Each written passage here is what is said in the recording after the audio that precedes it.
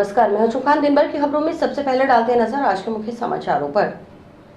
नाली बेड में 5000 क्यूसेक पानी प्रवाहित, फिर हाई अलर्ट मोड पर आया जिला प्रशासन। घग्गर साइफन से आईजीएलपी में डाले जा रहे पानी की मात्रा बढ़ने से मिली कुछ रिलीफ। श्रीनगर सरपंच का आरोप, नहीं सुन रहा प्रशासन, न सिंचाई विभाग, बांध बनाकर घग्गर नदी का प्राकृतिक बहाव बदलने का आरोप। हर विधानसभा क्षेत्र में लगेंगे एफआईआर कैंप, लोगों में जन जागरण के लिए निकाली जाएगी बाइक रैली, नहीं सहेगा राजस्थान, आंदोलन के तहत होंगे कार्यक्रम।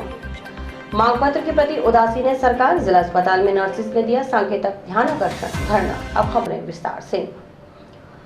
हरियाणा की ओटो हेड से लगातार पानी की मात्रा बढ़ाए जाने से घग्गर नदी के राजस्थान भाग में पानी का बहाव तेज हो रहा है। इससे बाढ़ का खतरा बरकरार है। मंगलवार को नाली बेड में छोड़े जा रहे पानी की मात्रा में भी 200 क्यूसेक बढ़ोतरी हुई। मंगलवार को नाली बेड में 5000 क्यूसेक पानी चल रहा था। पानी बढ़ने का क्रम जारी रहने पर जिला प्रशासन व जल संसाधन विभाग के अधिकारी हाई अलर्ट मोड पर रहे। सरकारी तंत्र निरंतर निगरानी में जुटा हुआ है। घग्गर नदी के आसपास के गांव के लोग भी नदी के बंदों पर नजर रखे हुए हैं। कहीं कोई कमजोर बंदा है तो उसे मजबूत किया जा रहा है। इंटेक्स स्ट्रक्चर से घग्गर नदी का पानी इंदिरा गांधी फीडर में डालने से काफी राहत मिल रही है। घग्गर बहाव क्षेत्र के आसपास के गांव के नागरिक भी जिला प्रशासन, पुलिस प्रशासन व जल संसाधन विभाग के अधिकारियों कर्मचारियों के साथ नदी के तटबंधों की निगरानी में जुटे हुए हैं। मंगलवार को जिला कलेक्टर रुक्मणी रियार और पुलिस अधीक्षक सुधीर चौधरी ने टिब्बी क्षेत्र में आरडी 619 का निरीक्षण किया। घग्गर नदी में पीछे से बढ़ रही पानी की आवक को देखकर और अधिक सतर्कता बरतने के निर्देश जल संसाधन विभाग के अधिकारियों को दिए गए। जल संसाधन विभाग उत्तर संभाग हनुमानगढ़ के मुख्य अभियंता अमरजीत मेहड़ा सहित जल संसाधन विभाग के अधिकारियों ने भी मंगलवार को घग्गर साइफन सहित विभिन्न हेड आदि का निरीक्षण कर व्यवस्थाएं देखी। मंगलवार को गुल्लाचिका हेड पर पानी की मात्रा में कुछ कमी आई, लेकिन ओटू से राजस्थान के लिए पानी की मात्रा लगातार बढ़ाई जा रही है। मंगलवार को गुल्लाचिका हेड पर 47,594, खनौरी पर 14,050, चांदपुर हेड पर 21,300, ओटू हेड से 30,500 क्यूसेक पानी प्रवाहित किया जा रहा था। इससे घग्गर साइफन में 14,960, नाली बेड में 5,000, जीडीसी-आरडी 42 में 9,960, जीडीसी-आरडी 133 में 3740, एसओजी ब्रांच में 1750, जीडीसी-आरडी 158 में 3250 क्यूसेक पानी चलाया जा रहा था। वहीं घग्गर साइफन से इंदिरा गांधी नहर में 1708 क्यूसेक डाइवर्ट किया जा रहा था। इससे नाली बेड और जीडीसी पर पानी का दबाव कम हो रहा है। आईजीएनपी में 10,000 क्यूसेक तक पानी डाइवर्ट किया जा सकता है। तो हम सतीपुरा पे खड़े हैं। हम ये देखना चाह रहे थे कि नाली बेड में जैसे अब अपना लिमिट 5000 पे भी पानी चल रहा है और पीछे से लगातार क्योंकि पानी बढ़ रहा है तो अभी 17,000 क्यूसेक जो है पानी से ज़्यादा हमारे ज़िले में आ रहा है और 20,000 क्यूसेक के बाद हम जो है रेड अलर्ट एरिया में रहते हैं। पर अभी जो अच्छी बात है वो ये है कि जो पानी आ रहा है उसमें से 2000 से प्लस क्यूसेक हम आईजीएनपी में डाइवर्ट कर पा रहे हैं, जिस करके हमारी अभी नाली बेड पे और जीडीसी पे प्रेशर बनना नहीं शुरू होगा। तो हमारा यही प्रयास रहेगा कि अगले जो 24 घंटे हैं उसके अंदर हम मैक्सिमम जो वाटर है वो हम आईजीएनपी में डाइवर्ट कर पाएँ, ताकि हमारे जो गांव और हमारे जो शहर का कुछ एरिया लो लाइंग है उसके ऊपर प्रेशर ना आए। आम लोगों से मैं पुनः वही अपील करना चाहूँगी कि प्रशासन पूरी तरह मुस्तैद है, अपना काम कर रहा है। आप प्लीज़ पैनिक ना करें और हम लगातार आपको जो ज़रूरी अपडेट होगी वो अपने माध्यम से आपको दें। जिला कलेक्टर रुक्मणी रियार ने मंगलवार को एसपी सुधीर चौधरी के साथ टिब्बी स्थित आरडी 629 का निरीक्षण किया। इस दौरान जिला कलेक्टर संतुष्ट नजर आईं। उन्होंने सभी को अलर्ट मोड पर रहने के निर्देश दिए। आईजीएनपी में किए जा रहे पानी डायवर्जन के सिलसिले में एसडीएम स्वाति गुप्ता, एसडीएम सत्यनारायण सुथार सहित सिंचाई विभाग के अधिकारियों से बातचीत की। कलेक्टर ने कार्य की गति को तेज करने के निर्देश दिए।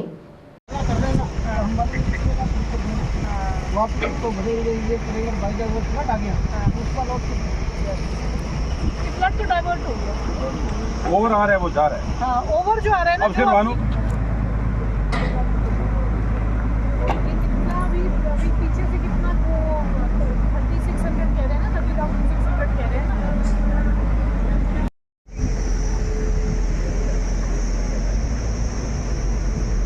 ओवर पानी आ रहा है, पानी तो पूरा है, पानी में कोई दिक्कत नहीं है। अब बात ये कि और कितना, ये 3 मिनट थोड़ा हुआ है कभी।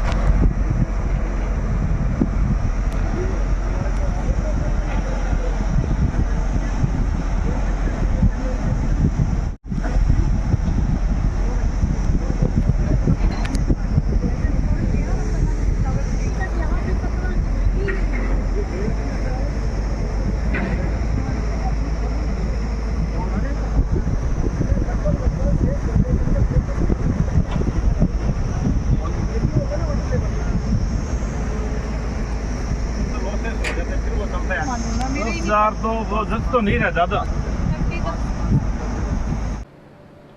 नाली बेड के तटबंधों को मजबूत करने के लिए जिला प्रशासन की ओर से मनरेगा श्रमिकों की मदद से मिट्टी के कट्टे भरवाए जा रहे हैं।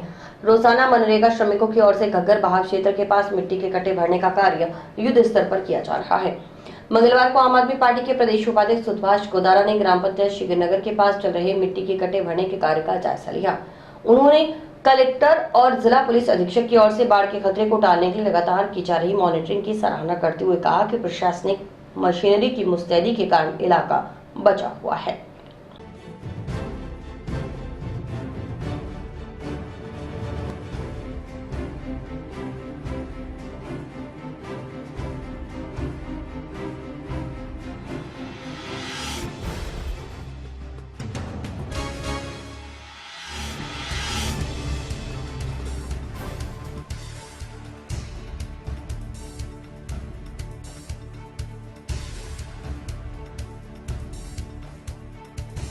के अंदर खड़े हुए हैं और यहाँ लोग लगे हुए हैं डोलों के ऊपर, और जिस तरह से गट्टे भर रहे हैं, जिस तरह से इनके पास मिट्टी आ रही है, ये डोलों को मजबूती दे रहे हैं।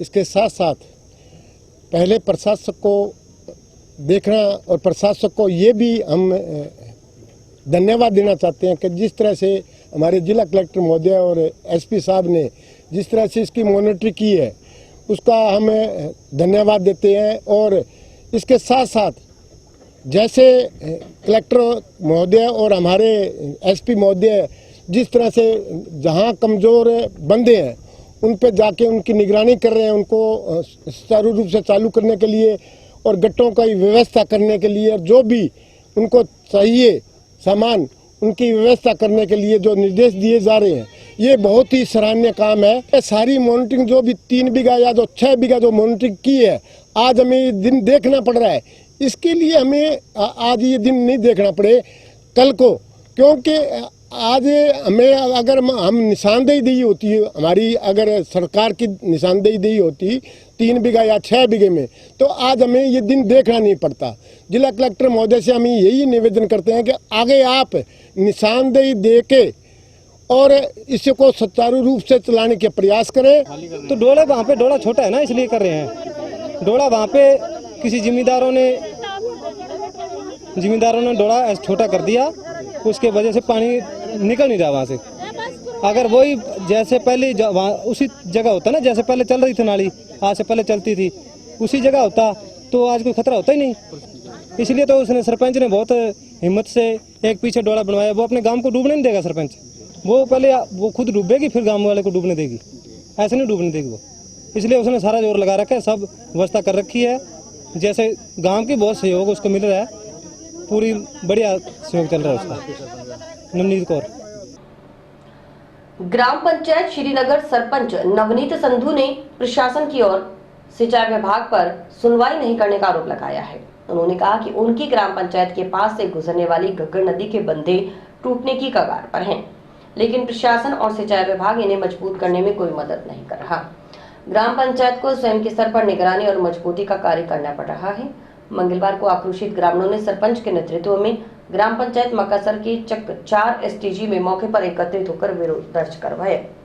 श्रीनगर ग्राम पंचायत सरपंच नवनीत कौर संधू ने कहा कि गांव श्रीनगर की ओर बांध नीचा और मक्कासर की ओर अवैध बांध बनाकर बांध को ऊंचा किया गया है। इस कारण घग्गर की चौड़ाई जहां 6 बीघा थी वह घटकर आधे बीघा से कम रह गई। इस कारण श्रीनगर की ओर बने बांध पर दबाव अधिक पड़ रहा है। उन्होंने बताया कि घग्गर का प्राकृतिक बहाव बदल दिया गया है। पूर्व के वर्षों में घग्गर सीधी दिशा में बह रही थी, लेकिन इस साल एक बांध बनाकर घग्गर नदी का बहाव मोड़ दिया गया है। नया बांध बनाने और बहाव मोड़ने के कारण बंधों पर दबाव बढ़ने से घग्गर नदी के टूटने का खतरा मंडरा रहा है। सरपंच ने बताया कि जब मक्कासर की ओर अवैध बांध बना रहा था, तब भी ग्रामीण प्रशासन के चक्कर काटकर उन्हें इस बारे में सूचित कर रहे थे, परंतु तब प्रशासन सोया रहा और अब जब आपदा की स्थिति में गंगागढ़ की ओर का बांध टूटने की कगार पर है, तब भी बार बार प्रशासन को सूचित किया गया, परंतु प्रशासन की ओर से इस आपदा की स्थिति में भी अवैध बंधे का कोई समाधान नहीं किया गया। उन्होंने बताया कि मक्कासर की ओर अवैध बांध बनने के कारण पानी की निकासी बाधित हो रही है और गंगागढ़ की ओर के सभी बांधों पर पानी का दबाव बढ़ रहा है। मक्कासर की ओर अवैध बांध के पीछे प्रशासन की ओर से पिछले 50 वर्षों से बना हुआ पुराना और मजबूत बांध है। परंतु कुछ किसानों की ओर से अवैध रूप से बांध बनाकर घग्गर के पानी की निकासी को अवरुद्ध किया गया है। इससे श्रीनगर, फतेहगढ़, रामसरा, खिलेरीबाग सहित अनेक छोटी ढाणियां और चक डूबने के कगार पर हैं।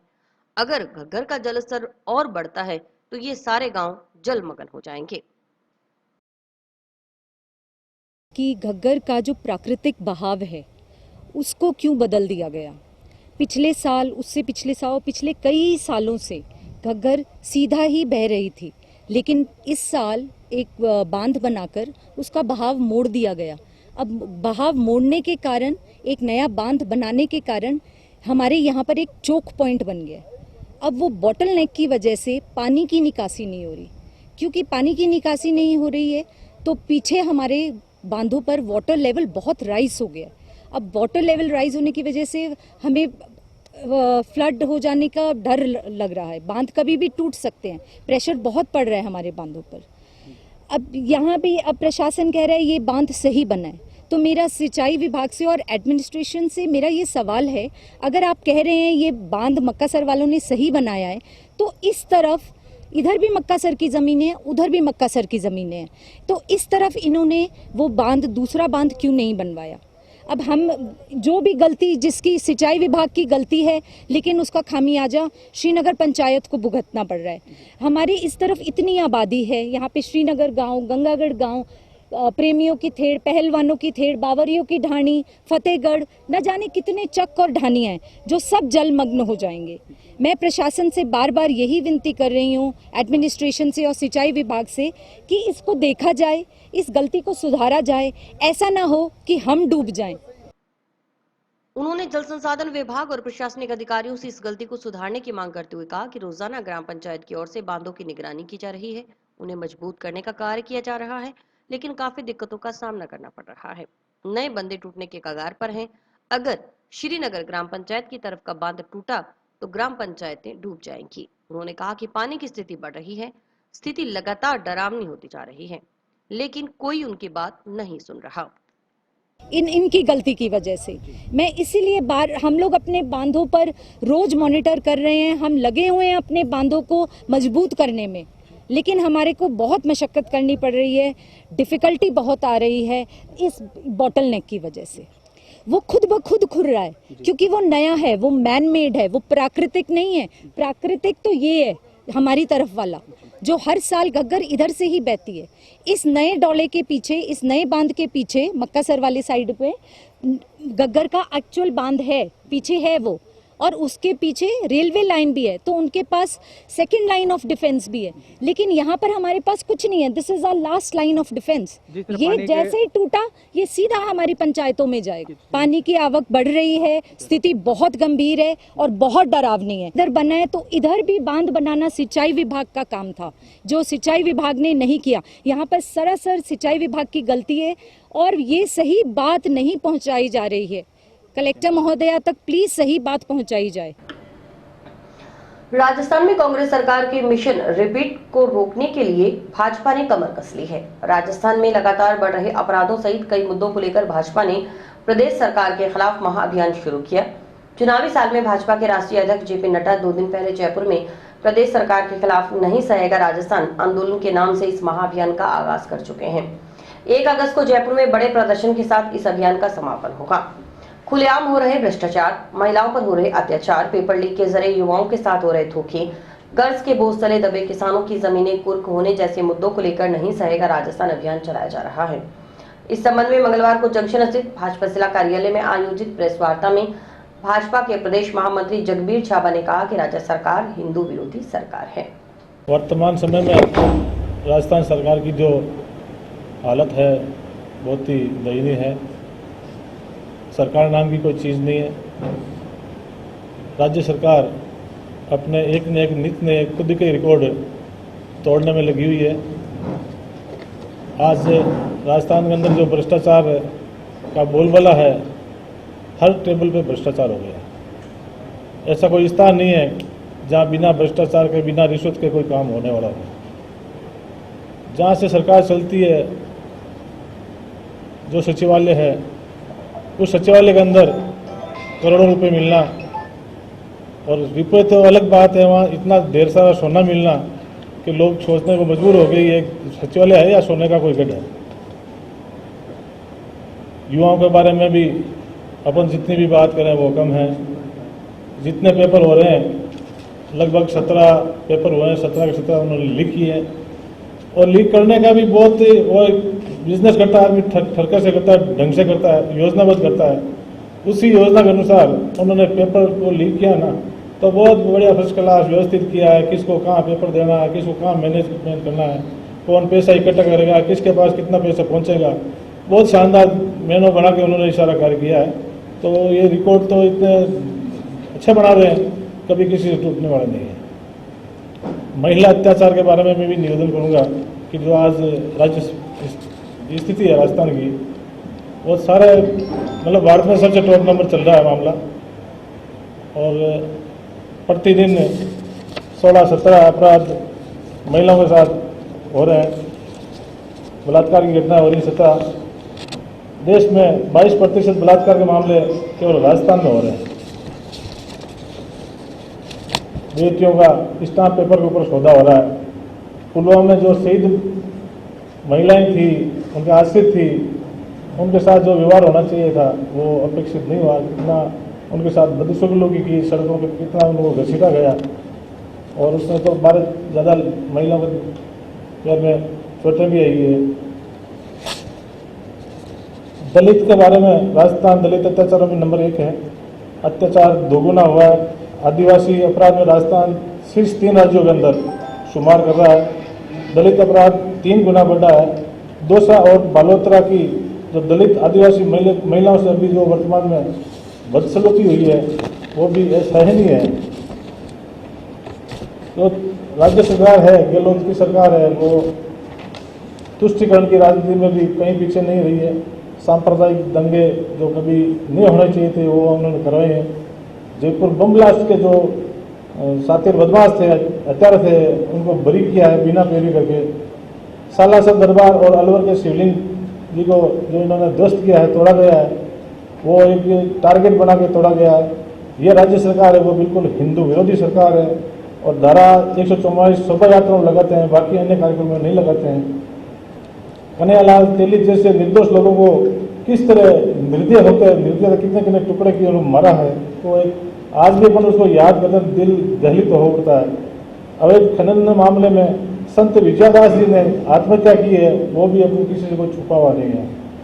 अभी जो आपदाएं हुई है, अतिवृष्टि हुई है, उसमें कोई पानी में डूब के खत्म हुआ बच्चा, महिला, जो भी है अन्य, तो उसमें भी इन्होंने भेदभाव किया। एक को सिर्फ सांत्वना दी है और अन्य को उसको मुआवजा दिया 5-5 लाख रुपये। ये भी एक भेदभाव है और तुष्टीकरण की राजनीति उन्होंने की है। राजस्थान सरकार के ऊपर 5 लाख करोड़ का आज वर्तमान में कर्ज है। 14% स्कूलों में बिजली नहीं है। 90% स्कूलों में कंप्यूटर नहीं है। ग्रामीण क्षेत्रों में डॉक्टरों के 3500 से ज़्यादा के पद खाली पड़े हैं। 90% कॉलेज और प्रदाता नियुक्ति नहीं हो गई।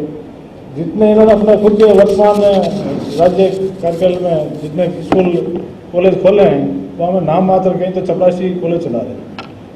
तो ये किसी को इंस्टीट्यूट खोलना अतिशयोक्ति नहीं है, उसको चलाना विधिवत वो एक सरकारी जिम्मेवारी बनती है, जिससे बिल्कुल भाग चुकी है।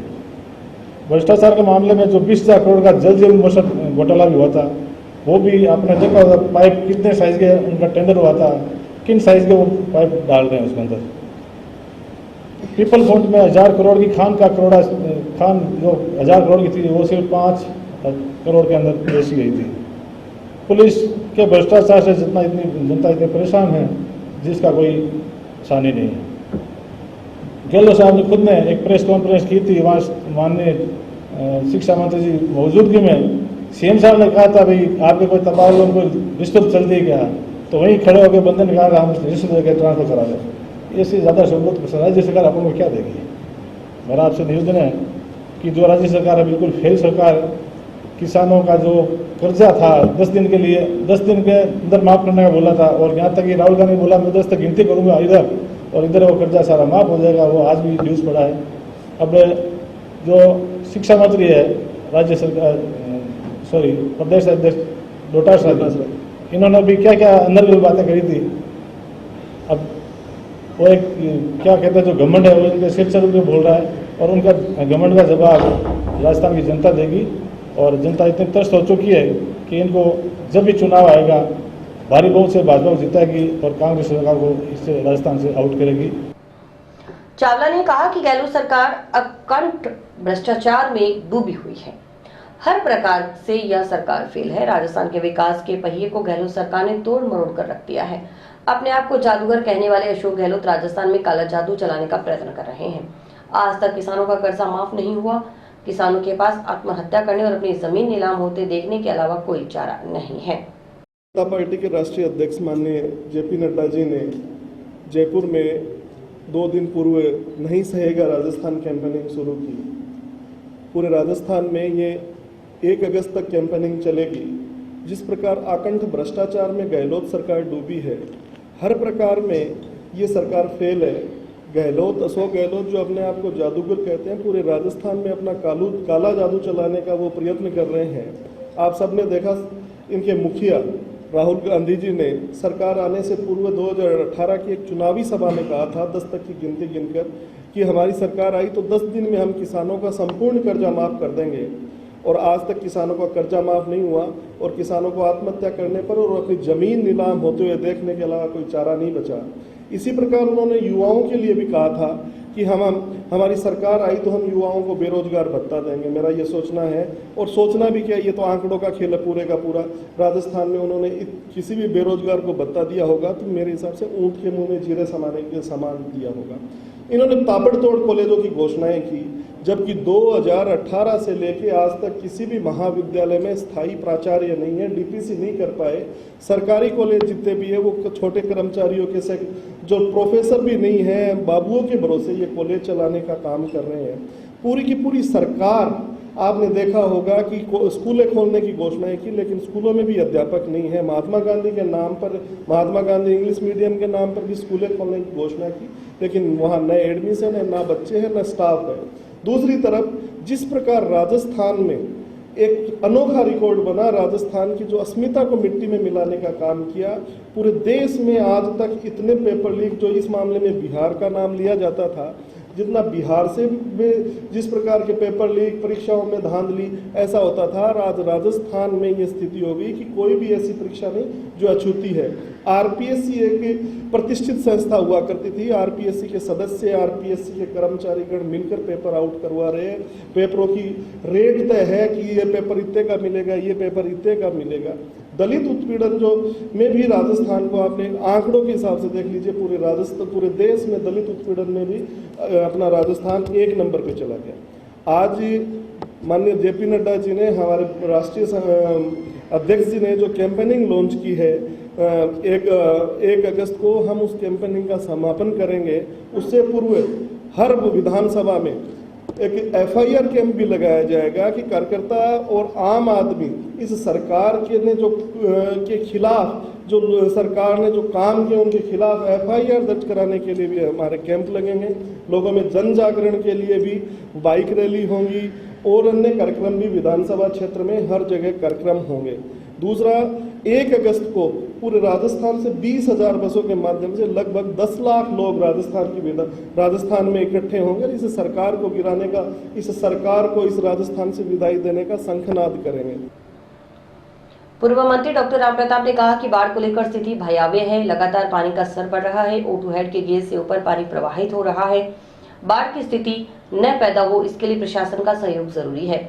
यह समय किसी को दोषारोपण करने का नहीं है। सभी मिलकर सहयोग करेंगे तभी इस स्थिति से पार पाई जा सकेगी। आगामी 2-3 दिन क्षेत्र के लिए बड़े चुनौती भरे हैं। प्रेस वार्ता में भाजपा जिलाध्यक्ष बलवीर बिश्नोई, हाटभूषण शर्मा, पूर्व सभापति राजकुमार हिसारिया भी मौजूद रहे। है वो बहुत ही भयावह है और लगातार पानी का स्तर बढ़ रहा है, पीछे से पानी भी बढ़ रहा है। और आखिरी बात ये है कि जो O2 के बारे में आप सब लोग परिचित हो, उसके जो गेज का हाईएस्ट लेवल O2 उससे 0.2 ऊपर चल गया। कई दफ़ा अपने अखबारों से और से जो जानकारी मिलती है उस हिसाब से देखते हैं भी पानी कम हो गया, पीछे O2 से पीछे टूट गया और हो गया। लेकिन मैं आम जनता को इस बात के लिए आगाह करना चाहता हूँ कि जो पानी टूटने के बाद में निकलता है वो वापस उसी में बेड में ही आए। बेड में आने के बाद में वो अपने यहाँ पहुँचेगा। आज की तारीख में मेरा सभी से एक ही आग्रह है कि निश्चिंत होकर के नहीं बैठें, प्रशासन का और का सहयोग पूरा करें। ये हमारे लिए 2-3 दिन है वो काफ़ी खतरनाक है। कल आज से ज़्यादा भारी मात्रा का कारण हो गया ना कि O2 से अपस्ट्रीम में एक सरदूलपुर जगह है जहाँ पर 2-3 ड्रेन आकर के मिलते हैं। अपने गेज O2 की देखते हैं, सरदूलपुर के पास में भी काफ़ी पानी आता है। उसकी जो स्थिति अपने हरियाणा वाली है वो अल्टीमेटली 3-4 दिन में आकर के अपने को पूरा ये इफेक्ट देती है। तो भी 1-2 दिन हो गए, ये 1-2 दिन और 3 दिन ये हमारे लिए बहुत खतरनाक है। इसमें चाहे आम किसान हो, जनता हो, सभी मिलकर के सहयोग करेंगे तभी इससे पार पाएंगे। देखिए ये आज की तारीख में जो स्थिति है, ये इमरजेंसी को अपने क्रॉस करें किसी तरीके से, ये हालात बने हुए हैं। हरियाणा अपनी तरफ से क्या करता है क्या नहीं करता, हम तो यहाँ तक मैं नहीं कहना चाहूँगा, नहीं कहना चाहिए मुझे, लेकिन जो परेशानी आ रही है वो तो आ ही रही है। कई दफ़ा हमें गैस भी सही नहीं मिलती। अगर ये पता चल जाए भी इतना पानी आ रहा है तो उस हिसाब से आदमी और ज़्यादा अलर्ट होगा। तो बहुत सी चीज़ें जिन पर विश्वास करना या नहीं करना दोनों चीज़ डिपेंड करती है। IGNP में जो डिज़ाइन आपके गेट है वो तो 9-10 हज़ार किसी चल सकता है, ठीक है, लेकिन चूंकि जब 95 के बाद में डिज़ाइन करके गेट बनाए गए थे, उसके बाद में अब किसी को दोषारोपण करने से तो कोई फ़ायदा नहीं है। लेकिन ये कड़वी सच्चाई है कि उन गेट्स को कभी संभाला ही नहीं गया, न उनकी ग्रीसिंग की गई, न कोई उनको किया गया। तो वो जाम थे और 4-5 दिन की मशक्क़त के बाद में इन्होंने शुरू किया है। अब वो 2 या 3 गेट खुले हैं तो उसमें कितना पानी निकलता है वो उसके लेवल के ऊपर डिपेंड है। ये तो डिज़ाइन कैपेसिटी से बड़ा, और तो कोई पंप तो वहाँ लगेगा नहीं है। वो तो पीछे से जब पानी ऊंचा होगा तो वही IGNP में आएगा। डॉक्टर साहब, अब व्यवस्था की जा रही है, ये व्यवस्था पहले क्यों नहीं की गई थी? इसमें कहीं ना कहीं सरकार की लापरवाही रही है या प्रशासन की और लापरवाही? किसी को दोषारोपण करने से फायदा नहीं। ये वक्त हमारे लिए सभी को मिल करके चलने का, चाहे प्रशासन हो, चाहे सिंचाई विभाग हो, चाहे आम किसान या जनता। ये फेज पास और करने के लिए हमें सबको एकजुट होकर के चलना होगा। जंक्शन स्थित जिला परिषद सभागार में रीट लेवल द्वितीय विषयवार सामान्य व विशेष शिक्षा के परिणाम में चयनित अभ्यर्थियों के दस्तावेज सत्यापन और पात्रता जांच की प्रक्रिया मंगलवार से शुरू हो गई। मंगलवार को दिन भर आवंटित अभ्यर्थियों का तांता लगा रहा। इसमें 2 अगस्त तक लेवल 2 के अभ्यर्थियों की पात्रता जाँच की जाएगी। पात्रता जांच व सत्यापन प्रक्रिया के लिए शिक्षा विभाग की तरफ से टीम गठित की गई है जो जांच कर रही है। दस्तावेज सत्यापन के बाद ही अंतिम सूची जारी की जाएगी। दस्तावेज सत्यापन की प्रक्रिया के बाद राजस्थान कर्मचारी चयन बोर्ड अभ्यर्थियों की अंतिम सूची बीकानेर शिक्षा विभाग भेजेगा, जहां से अंतिम परिणाम के आधार पर अभ्यर्थियों को नियुक्ति दी जाएगी। अतिरिक्त जिला शिक्षा अधिकारी व पात्रता जांच प्रभारी सुनीता कुंगर ने बताया कि रिट लेवल प्रथम के दस्तावेज सत्यापन और पात्रता जांच का प्रथम चरण का कार्य पूर्व में पूर्ण हो चुका है। द्वितीय लेवल का विषयवार दस्तावेज सत्यापन और पात्रता जांच का कार्य मंगलवार से शुरू हुआ है, जो 2 अगस्त तक जारी रहेगा। इसमें SST के लिए अभी तक कोई आदेश विभाग को प्राप्त नहीं हुए, इसलिए SST के कोई स्लॉट तैयार नहीं किए गए। उन्होंने बताया कि रीट प्रथम लेवल की पात्रता जांच में पूरी राजस्थान में हनुमानगढ़ जिला प्रथम स्थान पर रहा है। इसके लिए डायरेक्टर की ओर से स्थानीय अधिकारियों को बधाई दी गई है। पूरे प्रदेश में जिले के अव्वल रहने पर पूरी टीम बधाई की पात्र है। उन्होंने बताया कि द्वितीय चरण के विषयवार कार्य के लिए 181 का बैच बनाया गया है। 5 स्लॉट पर दस्तावेज सत्यापन और 5 स्लॉट पर पात्रता जांच का कार्य किया जा रहा है। रोजाना 181 अभ्यर्थियों के दस्तावेज सत्यापन एवं पात्रता जांच का कार्य होगा। अभी यहाँ रीट दस्तावेज सत्यापन व पात्र जांच के प्रथम लेवल का कार्य पूर्ण हो गया है और सेकंड लेवल का यहाँ सब्जेक्ट वाइज कार्य चल रहा है और आज दिनांक 18 जुलाई से ये कार्य शुरू हुआ है और 2 अगस्त तक ये कार्य चलेगा, जिसमें SST के अभी हमें कोई आदेश प्राप्त नहीं हुए हैं। हमने कोई स्लॉट SST के तैयार नहीं किए हैं और एक बात बताते हुए मुझे बड़ा हर्ष हो रहा है कि रीट प्रथम लेवल की जब ये हमने पात्रता जांच की उसमें पूरे राजस्थान में हमारा ज़िला है वो प्रथम स्थान पर आया है और टॉप किया है। और डायरेक्टर सर ने हमें खुद बधाई दी है कि हमने कार्य इतने अच्छे तरीके से किया जिसमें हमें हमारा जिला है जो अव्वल आया है। तो पूरी टीम को मैं बधाई देना चाहती हूँ और उनका धन्यवाद प्रस्तुत करना चाहती हूँ कि इतने मेहनत से और इतने कार्यकुशलता ऊर्जा से उन्होंने कार्य किया जो हमें आज चाहिए इस मुकाम पर। और अभी वक्त एक ब्रेक था। आपके कैरियर को दे नई दिशा। माता किताब कौर इंटीग्रेटेड बीएड व डिग्री कॉलेज जो कि ISO सर्टिफाइड है और महाराजा गंगा सिंह यूनिवर्सिटी बीकानेर से मान्यता प्राप्त है, जो लेकर आए हैं BSc नॉन मेडिकल व मेडिकल, BA सभी विषयों में, BSc बीएड व BA बीएड की सुविधा। अनुभवी और योग्य स्टाफ के साथ साथ हर सुविधा उपलब्ध करवाई गई है जो विद्यार्थियों का उच्च कोटि का मार्गदर्शन करेगी। यहाँ का रिजल्ट 100% है। सभी सब्जेक्ट्स की लैब जैसे botany, zoology, physics, chemistry, computer व भूगोल जो कि अत्याधुनिक उपकरणों से सुसज्जित है और कॉलेज का विशाल कैंपस जो कि पढ़ाई के बिल्कुल अनुकूल है। छात्रों के सर्वांगीण विकास के लिए फ्रेशर पार्टी, रंगोली, मेहंदी, खेल कूद, शैक्षणिक भ्रमण, scout, rover, ranger, Holi, Lohri जैसे सांस्कृतिक कार्यक्रम की गतिविधियां निरंतर चलती रहती हैं। CCTV व वाईफाई कैंटीन व बस की सुविधा उपलब्ध है। प्रवेश प्रक्रिया व गाइडलाइन हेतु संपर्क करें माता किताब Kaur campus, Rawatsar road, toll plaza के पास, हनुमानगढ़। मोबाइल नंबर 9950392001 और 9414081898।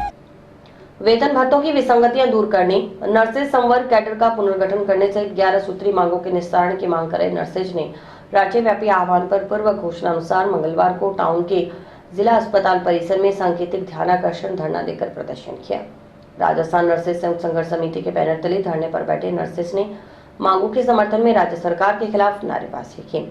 ध्यानाकर्षण धरना प्रदर्शन सुबह 11 बजे से शाम 4 बजे तक जारी रहा। हम हमारा हक मांगते नहीं किसी से भीख मांगते, हम हमारा हक मांगते नहीं किसी से भीख मांगते। दिल्ली हो या राजस्थान, वेतन भत्ते एक समान, दिल्ली हो या राजस्थान, वेतन भत्ते एक समान, दिल्ली हो या राजस्थान, वेतन भत्ते एक समान। हमारी मांगे पूरी करो, हमारी मांगे पूरी करो। नर्सेज एकता जिंदाबाद। आज राज्यव्यापी आंदोलन के तहत हर एक जिला मुख्यालय पर हमने 10 बजे से 4 बजे तक राज्य सरकार के विरोध में धरना का आयोजन किया है।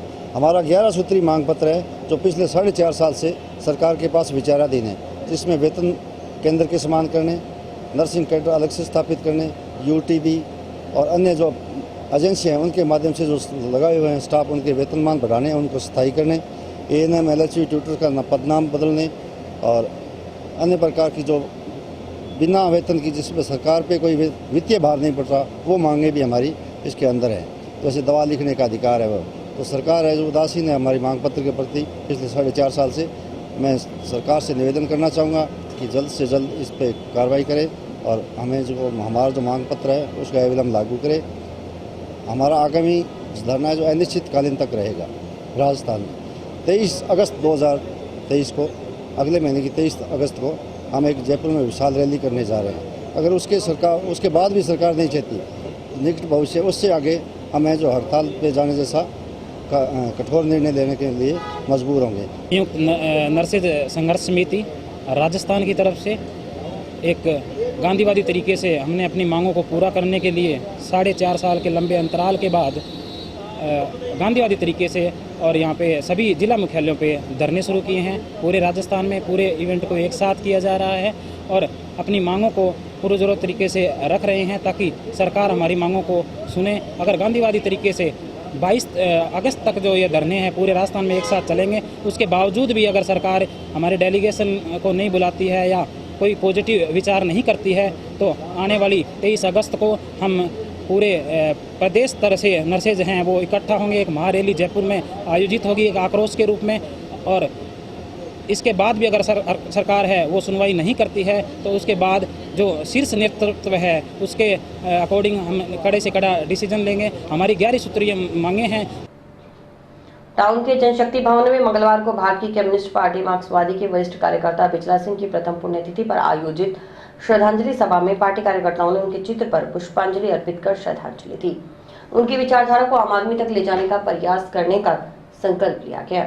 वक्ताओं ने बिचला सिंह के साथ बिताए दिनों को याद करते हुए उनकी ओर से किए गए संघर्षों के बारे में कार्यकर्ताओं को अवगत करवाया।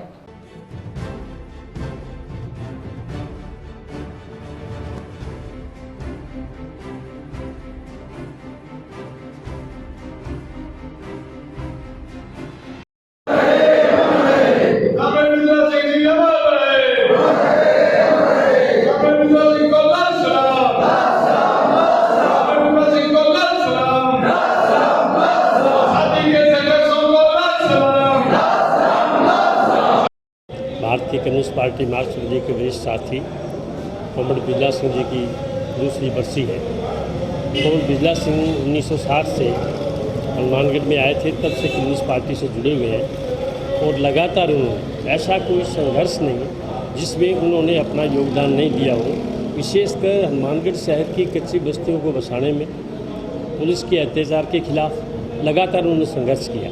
चाहे कहीं बच्चों के साथ जाति का सवाल हो तो मंजू सुनीता कांड के अंदर जो हनुमानगढ़ का बहुत चर्चित कांड रहा है उसके अंदर उनकी पुलिस के द्वारा उनकी बहुत बुरी तरह पिटाई हुई। उस वक्त भी जेल में रहे, इमरजेंसी के दौरान भी वो 6 महीने जेल में रहे और किसान आंदोलन के दौरान भी 2005 के अंदर 2006 के अंदर भी वो 1 महीना और 10-12 दिन जेल में रहे। लगातार पुलिस के दमन के, सरकार के दमन के, आम आदमी की आवाज़ उठाते रहे।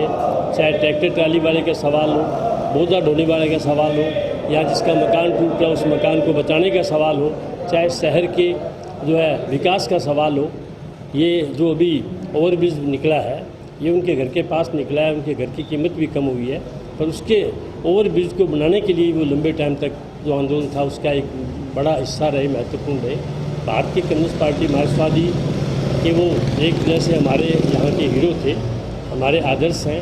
उनकी जो विचारधारा थी उस विचारधारा को आम आदमी तक ले जाने का हम प्रयास करेंगे उसी क्रम में, क्योंकि हमारे यहाँ आदरणीय गुलाम मोहम्मद जी, आदरणीय श्यामलाल जी, राधेश्याम जी सर्राफ, कॉमरेड शिवपत सिंह जी हमारे यहाँ के वो लोग हैं जिन्होंने हमेशा हर वर्ग के लिए काम किया है, संघर्ष किया है, कम्युनिस्ट पार्टी को मजबूत किया है। हम उनके आदर्शों को, उनके सपनों को कोशिश कर रहे हैं कि लगातार आम आदमी तक पहुँचे और एक मजबूत कम्युनिस्ट आंदोलन का निर्माण हो जो हर तरह के दमन, हर तरह के शोषण, हर तरह के भेदभाव के खिलाफ एक अच्छे समाज के निर्माण की ओर बढ़े।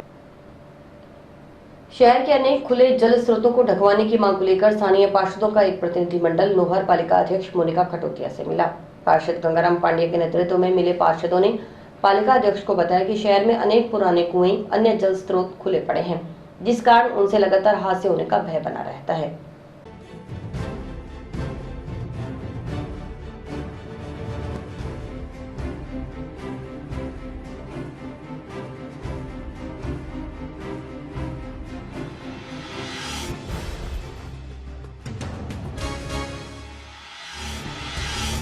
चेयरमैन साहिबा को हमने ज्ञापन दिया है कि जो भी कुएं हैं खुले हैं उन पे अति शीघ्र ही जाल लगाया जाए और जो गिनानी है उसके तारबंदी की जाए। वह नोहर शहर के अंदर जितने भी लोहे के पोल हैं उन पोलों को हटा के, चौमासे का महीना है, करंट की ओर की बहुत ज़्यादा हो जाती है और जो कुएं के अंदर अब कल ही 7 दिनों से एक डेड बॉडी निकाली है। तो मेरा तो यही है चेयरमैन साहब से कि जल्द से जल्द इन्हें पूर्ण किया जाए। और इसी के साथ समाचार समाप्त हुए। रोजाना देखते रहिए समाचार। नमस्कार।